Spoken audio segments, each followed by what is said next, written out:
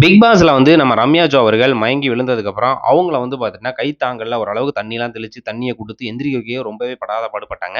எந்திரிச்சதுக்கப்புறம் அவங்கள வந்து கைத்தாங்கல்ல வந்து பார்த்துட்டீங்கன்னா, கனியும், கெமி அவர்களும் கூட்டிட்டு போறாங்க. பிக் பாஸ் வந்து ஒரு கட்டத்துக்கு மேல, நீங்க வந்து பார்த்தீங்கன்னா, கன்ஃபெஷன் ரூமுக்கு கூட்டிட்டு வாங்க அப்படின்னு சொல்லிட்டு கூட்டிட்டு போறாங்க. அங்க கொண்டு போயிட்டு விட்டுர்றாங்க.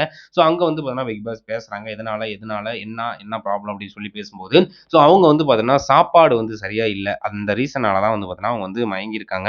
ஸோ நேற்றே வந்து பார்த்துட்டீங்கன்னா, சாப்பாடு பிரச்சனை தான் வந்துச்சு. முதல்ல ஆரம்பிச்சது வந்து பார்த்தீங்கன்னா பார்வதி. பார்வதியால வந்து பார்த்துட்டீங்கன்னா, கடைசியா திவாகரும், சபரியும் வந்து ஃபைட் பண்ணிக்கிட்டாங்க.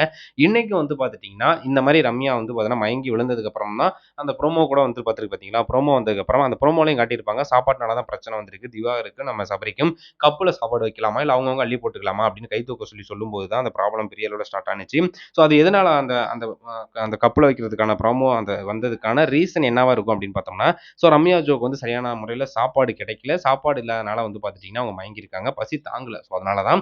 ஸோ ஆனா லக்ஸரி ரூம்ல இருக்கவங்கலாம் நீட்டா வந்து சாப்பிட்டுக்கிட்டு தெம்பா இருக்காங்க. அப்படி இருக்கும்போது இவங்களுக்கு இல்ல அப்படிங்கும்போது, அவங்களால தாங்க முடியல விழுந்துட்டாங்க. ஸோ அதனால தான் அந்த சபரி எல்லாருமே முடிவு பண்ணி வந்து பார்த்துட்டீங்கன்னா, இந்த மாரி கேட்கறாங்க. எல்லாருக்குமே அளவான சாப்பாடு குடுத்துறலாம் அப்படிங்கிறதுனால அந்த இத கேட்கும்போது அந்த மாரி ப்ராப்ளம். ஸோ மற்றபடி வந்து பார்த்துட்டீங்கன்னா, ரம்யா ஜோ அவர்கள் மயங்கி விழுந்த காரணத்தினால, அவங்க வந்து இந்த பிக் பாஸ் ஹவுஸ்லருந்து ஏதோ ஓய்வு எடுப்பாங்க. இல்லன்னா தனி சீக்ரெட் அறையில வச்சிருந்து அப்புறமேல் கொண்டாந்து விடுவாங்க அப்படின்னு சொல்லிட்டு சில பேர் எதிர்பார்த்தாங்க. பட் அது மாரி இல்ல. வெளியேறவும் இல்ல. பிக் பாஸ் ஹவுஸ்குள்ள தான் இருக்காங்க. கன்ஃபெஷன் ரூமுக்கு போனது அவங்களுக்கான குறைகள கேட்டு என்ன அப்படின்னு சொல்லி நிவர்த்தி பண்றதுக்காக தான். மற்றபடி ரம்யா, ஜோ பிக் பாஸ்ல தொடர்றாங்க. வெளியேறவில்லை, வெளியேறவில்லை. அதுதான் உண்மை.